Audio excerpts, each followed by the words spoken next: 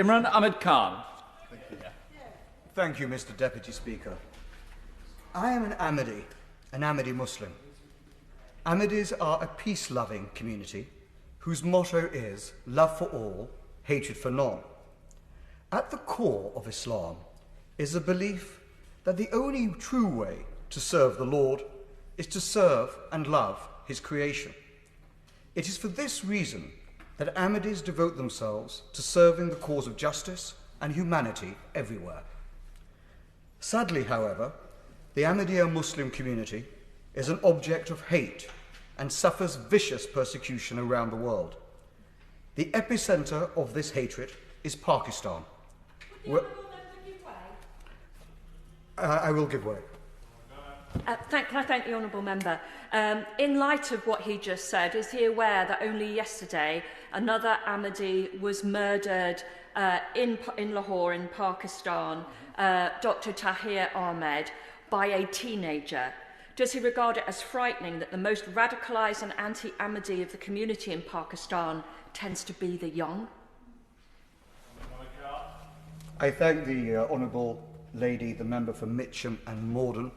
The tragic news of Dr. Tahir and his murder was on Friday evening, and a gunman came to their home and shot at him and his family. He sadly died immediately. His father, I understand, is still in a critical condition, fighting for his life. Other members of the family sustained gunshot injuries, and I understand they are believed to be making it through. But this is simply a sad testament to the environment of hate and intolerance that is being preached in Pakistan. And this is what I was saying, that the Ahmadiyya Muslim community is an object of hate and suffers vicious persecution around the world. But the epicenter of this hatred is Pakistan, where Ahmadis are the only religious community to be targeted by the state on the basis of their faith. Maybe in a moment or two, I'll just take a little progress, if I may. In 1974, the government of Pakistan kowtowed to the extremist hate mongers that characterize a perverted form of Islam we now sadly see in so many corners of the world, when Prime Minister Zulfikar Ali Bhutto shamefully amended the Pakistan Constitution to declare Ahmadis non-Muslims. It is a tragic irony that many of the preachers of prejudice from Jamaat-e-Islami are the political heirs of the exact same people who fought tooth and nail against the great Jinnah in his struggle to establish the state of Pakistan, wherein all Muslims, Christians, Hindus, Sikhs, Jews and others were promised the right to freedom. Since then, increasingly more draconian measures have been inflicted upon the Ahmadiyya community, including the promulgation of Ordinance 20 in 1984, under the brutal dictator, General Zia. Under that ordinance, it is punishable with a 3-year imprisonment and an unlimited fine, and even the death penalty, for Ahmadis to simply call themselves Muslim, or to call their mosques a mosque. As a consequence, Hazrat Mirza Tahir Ahmad, the 4th Caliph, was forced to leave Pakistan. Today, Ordinance 20 is used to persecute minorities in Pakistan, including Christians and Hindus. Pakistan suffers the great ignominy of having codified and granted religious discrimination and persecution constitutional legitimacy. I'll give. The Honourable Member is making an excellent speech, and in fact touching on the nub of my intervention, which is, does he not agree that the real tragedy in Pakistan is that it's the very constitution and laws of Pakistan, particularly the blasphemy laws, which are so often the basis for persecution of the Ahmadis and indeed other religious minorities, when in any country these should be the cornerstone of protection of such fundamental rights, such as freedom of religion and belief. I thank my honourable friend from Congleton, and I entirely agree with her and her points. Incredibly well made. The thing is, and the great tragedy is, Pakistan was set up initially with a beautiful vision of a country that celebrated diversity and pluralism. Jinnah and the architects of Pakistan saw difference as the gold and silver threads that would weave into the tapestry of the state and make it stronger, not weaker. And Jinnah's lieutenant was Sir Chaudhry Muhammad Zafrullah Khan, with whom I grew up and had a very close relationship. He has been declared a non-Muslim. He was Pakistan's first foreign minister, the President of the United Nations General Assembly, and the President of the International Court of Justice. It was built by great jurists who were great lovers of freedom and justice. And it's been utterly, that legacy has been shamefully discarded. This persecution and that loss of the legacy that could have been is just as evident, sadly, in Pakistan's civil society. Ahmadis are openly declared wajib al-qatl, which means deserving to be killed, in the Pakistani media and by religious and political leaders. The recent successive murders of 4 Ahmadis in Peshawar is the evil evidence of just how impossible it is for Ahmadis to simply live and worship as they please. Those murdered include Mr. Miraj Ahmed on the 13th of August, Mr. Tahir Ahmed Naseem on the 29th of July, Professor Naimuddin Khattak on the 5th of October, and Mr. Mahbub Ahmed Khan on the 8th of November. All 4 of these men were murdered in the same city on account of their belief.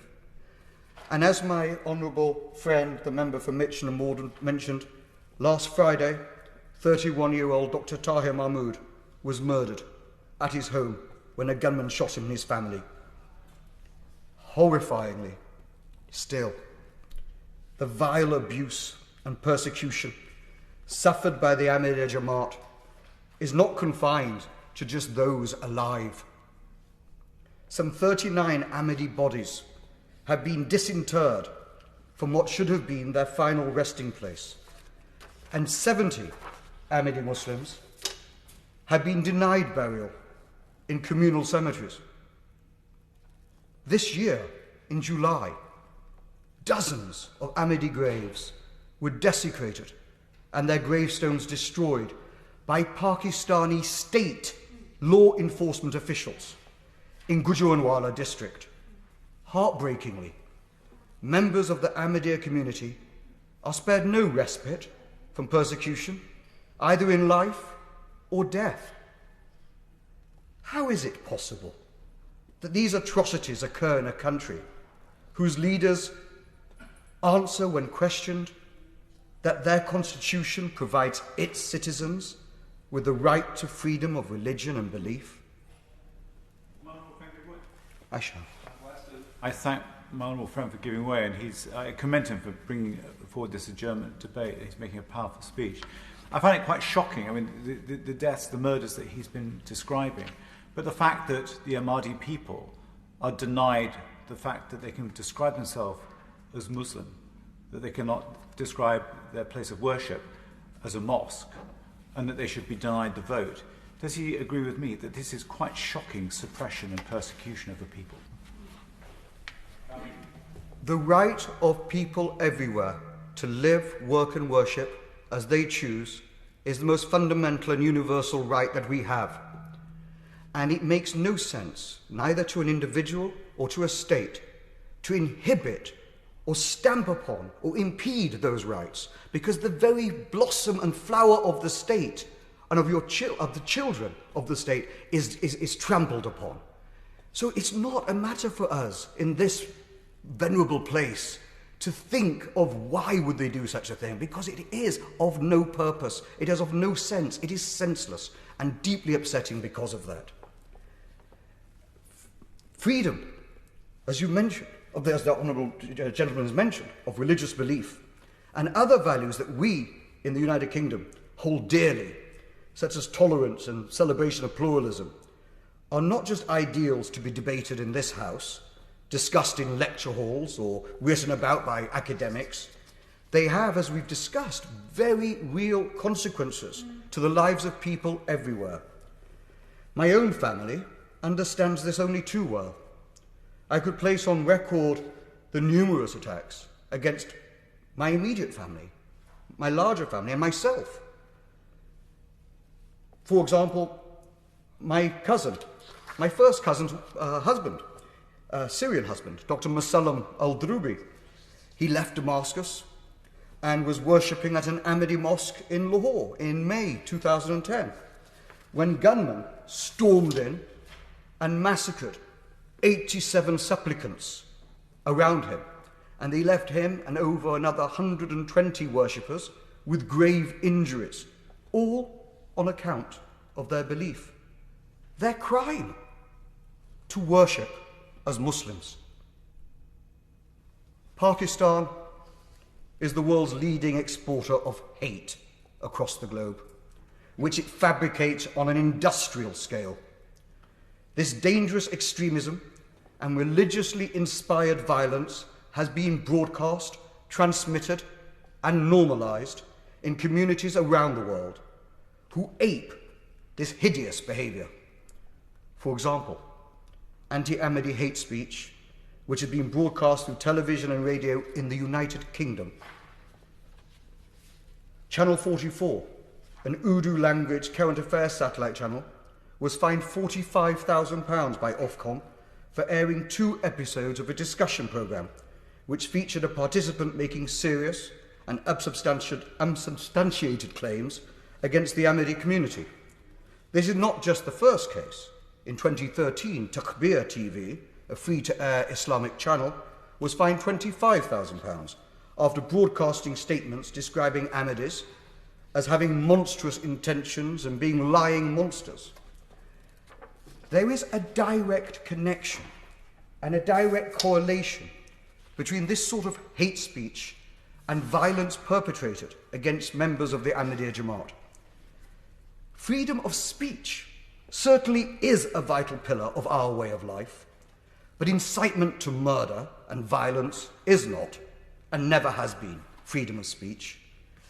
Hatred preached in Pakistan does indeed result in violence on the streets of the UK and around the world. The murder of a Scottish Ahmadi shopkeeper, Asad Shah, in 2016, whilst working peacefully in his shop in Glasgow, evidences this truth. His crime? Sending out Easter greetings to his Christian neighbours and friends. A community, like all Ahmadis, he felt a part of, and they a part of his. Here we see the Ahmadis' belief in love for all, hatred for none, juxtaposed against the peddlers of hate.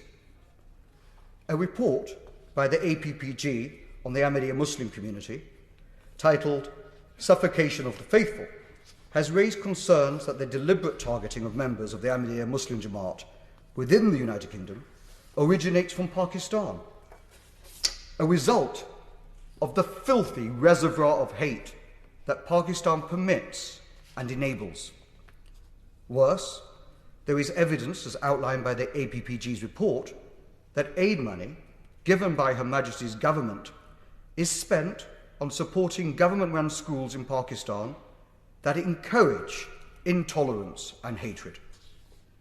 Professor Javed Rahman provided damning evidence on nationalised schools in Pakistan when he spoke at the second session of the APPG inquiry, which my honourable friend from Mitcham and Morden so ably chairs. And he said, and I quote, "I was horrified to see what is being taught to our young children. For example, this word kafir, non-believer or infidel, is openly said about Ahmadiyya, but also about other communities. It is part of our teaching system. I fear that the international aid provided to Pakistan by Her Majesty's government for the purpose of helping education is on occasion, unwittingly, fueling hatred and prejudice in a new generation of Pakistanis. Mr. Deputy Speaker, in order to ensure that this never happens again, I hope that my honourable friend can provide assurances from the dispatch box on behalf of Her Majesty's Government that UK aid and development funding will not go to groups, individuals or programmes engaged in the promotion of hate, whether that be directed against Christians, Hindus, Ahmadis or others. I have briefly outlined the nature of some of the outrages suffered by Ahmadis and their Jamaat. But what effect does the persecution and discrimination of the Ahmadi community have on Ahmadis and Pakistan itself? Thousands of Pakistanis have sought refuge in freedom-loving Western nations. Even the global Ahmadiyya headquarters was moved to the United Kingdom in 1984. Others, having escaped from Pakistan, find themselves in third countries, where they are unwelcome and face again the horrors of persecution predicated upon their faith. I urge Her Majesty's Government to employ its influence and create a coalition of our friends and allies to pressure the government of Pakistan to reverse the abhorrent constitutional vandalism that has been engineered with regards to the freedom of religious belief, and release all Pakistani citizens from the bondage of zealous tyranny and the fear of persecution. Aisha. I thank the Honourable Member for giving way and congratulating on bringing this very important issue into the public debate. But he mentioned about the large community that's established here. Can he also mention the huge contribution they make in the United Kingdom, particularly in charitable work and also in community work, playing a very valuable and active role, quite apart from their peaceful message, but really working hard in the community? I think it is well known that the Ahmadi community, wherever it stays and lives, whether they're persecuted or otherwise, if they were abused or celebrated, always become amongst the vanguard of the most loyal citizens, playing a full part in the role of that country that they call home. Will my honourable friend give way? I shall. I'm very grateful to my honourable friend for giving way. He's being very generous with his time. The UK has indeed been a welcoming home for the Ahmadiyya community. Indeed, many have settled in my own Carshalton and Wallington constituency due to its proximity to the Battlefooter Mosque in my honourable friend, the member of the Mitcham and Mordens constituency. Would he agree with me that the UK needs to continue playing a leading role in providing refuge and a safe haven for Ahmadis fleeing persecution across the world? I thank my honourable friend for Carshalton and Wallington, and he's absolutely right. For Ahmadis and for so many others, the United Kingdom has long been a beacon of hope and safety, and we should continue to provide this support and offer Ahmadis escaping religious persecution a route to safety. Sadly, in terms of the persecution of Ahmadis, Pakistan is not a lone perpetrator. There are many countries that maintain and enforce discriminatory laws against Ahmadis. The United Kingdom is a staunch friend of Pakistan. Ending the persecution of Ahmadis will serve to strengthen Pakistan and allow all those who truly love it to be active participants in their country's life and future, fulfilling the dream of Pakistan's founder, Quaid-e-Azam, who famously said the following words at the very moment of Pakistan's birth: "You are free. You are free to go to your temples.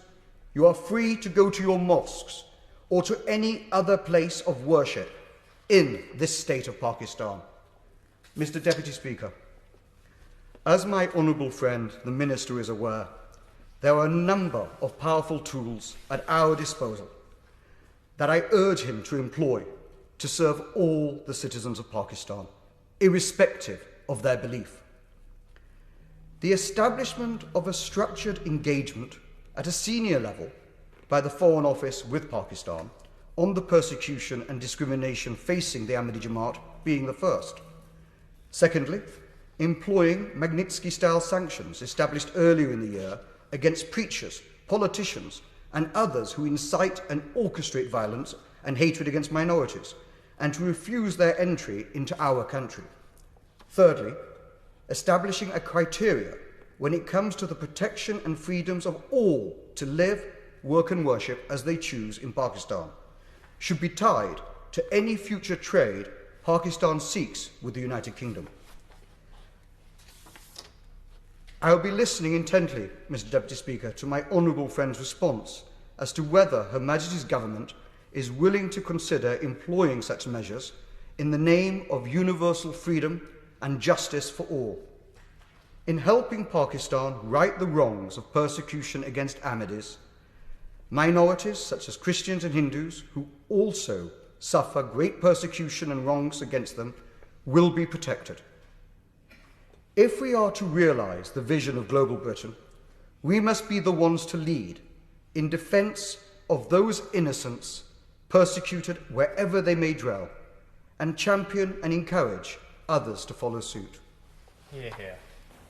Minister. Thank you, Mr Deputy Speaker. It's a real pleasure to be able to respond to this debate, and I'm incredibly grateful to my honourable friend, the member for Wakefield, for securing it, and also for his passionate and thoughtful, considered speech. I also pay tribute to his work on freedom of religion and belief, including in promoting and protecting the rights of Ahmadi Muslims, and as a member of the all-party parliamentary group for the Ahmadiyya Muslim community. I'm also grateful for the contributions, the interventions of other honourable members. And I would like to take this opportunity to thank the APPG for the Ahmadiyya Muslim community for their recent report. On the 21st of July, Mr Deputy Speaker, my ministerial colleague, Lord Ahmed of Wimbledon, who is Minister for South Asia, spoke at the launch event for the report and expressed the UK government's deep concerns about discrimination and violence against the Ahmadiyya Muslim community, including in Pakistan.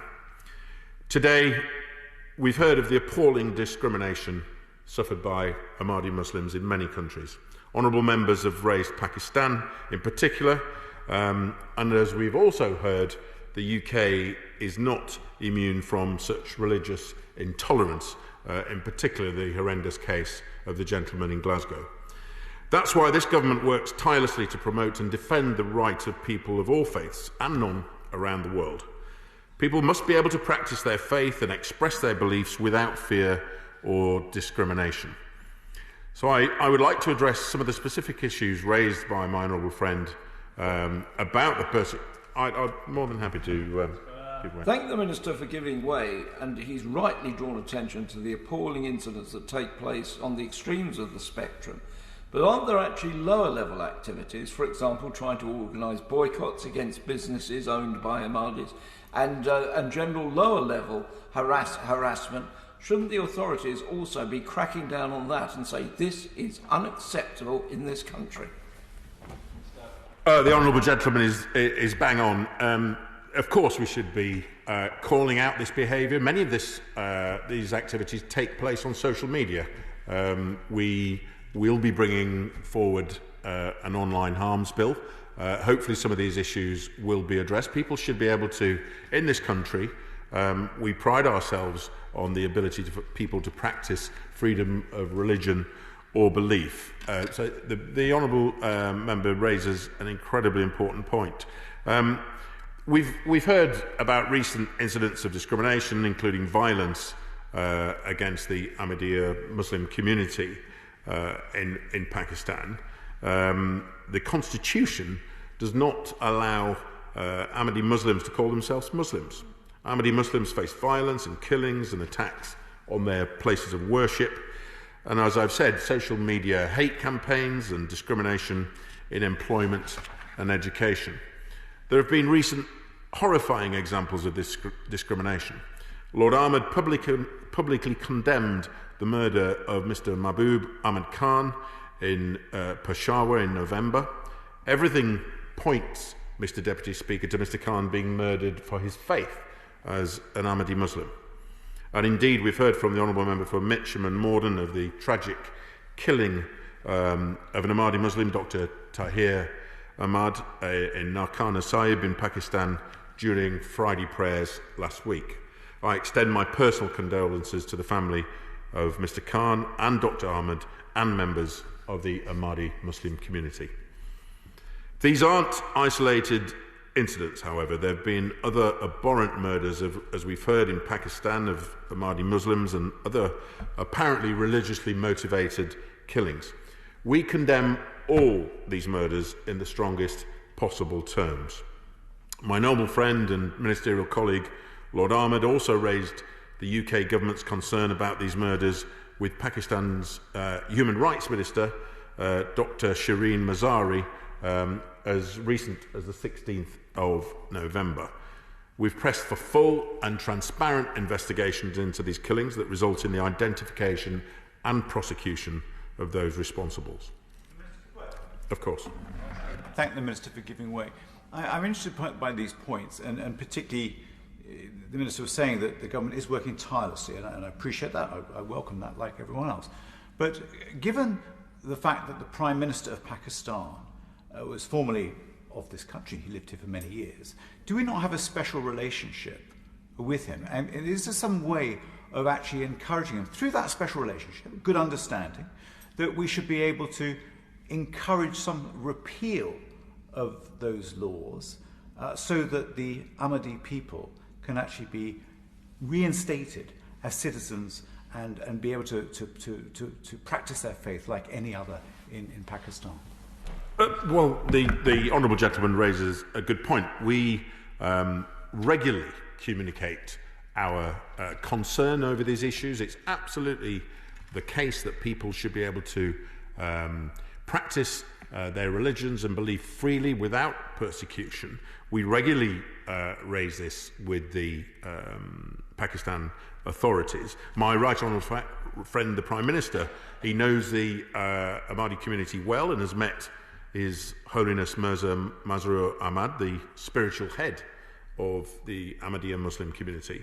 And the Prime Minister, was clear in this House on the 11th of November that we often raise our concerns frequently about freedom of religion or belief in relation to the Ahmadi Muslim community with the Pakistan government. I can also attest to my honourable friend's love for all, hatred for none maxim by which the Ahmadi community lives. In my own constituency in 2015, we had horrendous floods.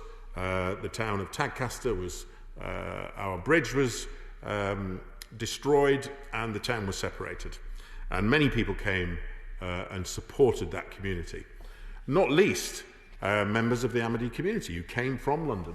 They came all the way up at their own expense, turned up and provided a fantastic resource for the community in bringing succour and support to families who'd been flooded. So I'm incredibly grateful to all the support that I think the Ahmadi youth movement provided to the people of my constituency, and I was more than happy to go and visit them at their mosque in South London shortly afterwards.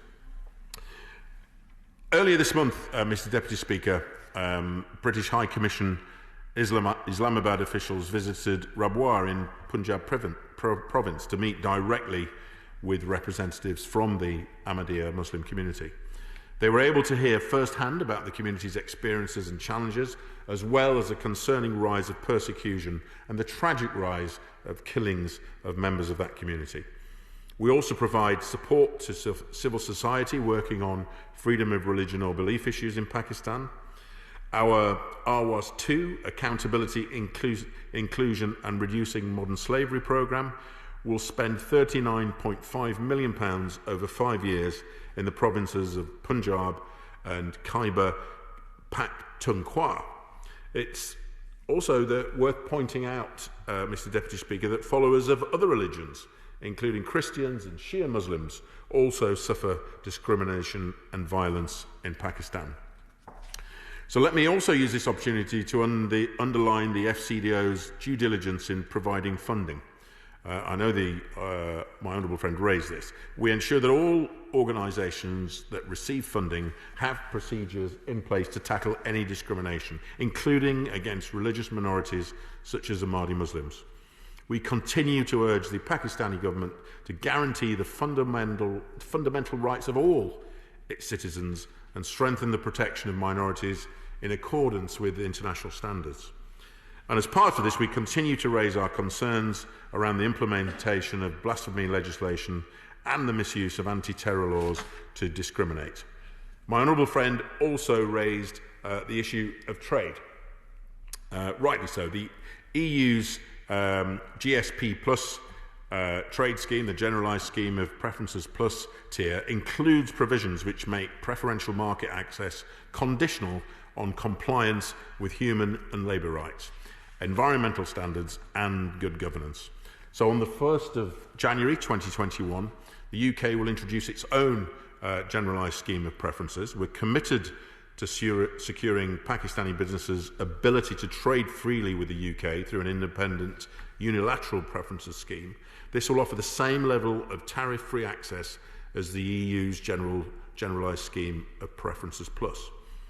The UK trade preferences scheme will replicate the EU conditions for the enhanced framework, similar to the EU's generalised scheme of preferences plus tier, of which Pakistan is a beneficiary. We work closely with the United Nations agencies and civil society organisations to ensure the immediate need of any displaced refugees, for example, are also met. We raise issues of Ahmadi Muslim persecution regularly with other governments, including Algeria and Thailand and Malaysia, and we engage with representatives in those countries too. My honourable friend raised sanctions, and I'd like to point to the global human rights sanctions regime that we have. It's a powerful tool to hold to account those involved in serious human rights violations and abuses. Notably, in the context of this debate, this could potentially include those who target individuals on the grounds of their religion or belief. My honourable friend in the House will understand we do not speculate on who may be designated, as to do so might reduce the impact of those designations. Just to go back to our aid relationship, which my honourable friend raised, our relationship with any government is based on an assessment of commitment to our partnership principles, including human rights. I do want to turn now, if I may, to issues around our counter-extremism work at home. We're committed to tackling those who sow hatred and division against any community in this country. Our counter-extremism strategy seeks to address all forms of extremism by challenging those who spread extremist propaganda. We need to strengthen communities and disrupt the most dangerous extremists. And as the House will be aware, policy on this issue is being led by the Home Office. My honourable friend mentioned media and how it can play a negative role in propagating harmful views. Ask on social media. And this propaganda also finds its way into more traditional channels. We're working to tackle this by using existing legislation. We work to counter these damaging narratives with a range of civil society groups, including overseas. We're working with tech companies, law enforcement and our international partners to tackle the abhorrent exploitation of online platforms. And as I said earlier, our online harms white paper sets out plans for world-leading legislation to make the UK the safest place in the world to be online. It will also introduce a new duty of care on companies and will be overseen by an independent regulator. Mr. Deputy Speaker, this has been a timely debate on an incredibly important issue, and I thank my honourable friend for bringing this debate to the House. I shall, in the time allowed me, the next 3 hours. So I sense the Minister may be drawing to a close. And before he does, could I ask whether officials are raising concerns about something which was touched on by an honourable member across the chamber, and that's the fact that Ahmadis don't have an equal right to vote in Pakistan, or indeed to stand in elections as candidates, and that there is a separate electoral list kept of Ahmadis, which can be, unfortunately, used as a source of intimidation or harassment. Well, my honourable friend, who is a long-time champion on these issues of freedom of religion and belief, raises an incredible point. And it's also the case that we see this issue in other parts of the world as well. We see this with the Rohingya population in Myanmar. I struggle to see how any election could be called free and fair when large sections of society are denied the opportunity to participate. I certainly can. Just to follow on the point of my honourable friend for Congleton, the point I raised in regards to establishing a structured engagement at a senior level with Pakistan and Her Majesty's government, what consideration will be given to that? Because I can imagine it may not be particularly popular with our High Commission in Islamabad, but it may actually produce some good outcomes and can, issue by issue, discuss and find some common ground in a structured way. Will the Minister undertake to give it thorough consideration?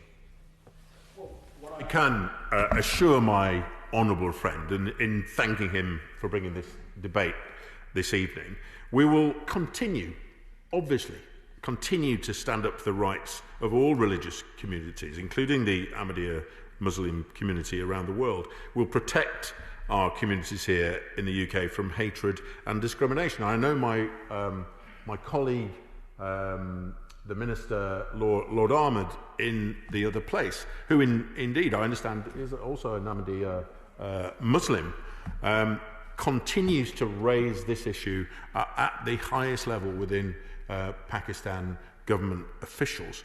Mr. Deputy Speaker, it is without question that this government will continue to defend the right to freedom of religion and belief for everyone, everywhere.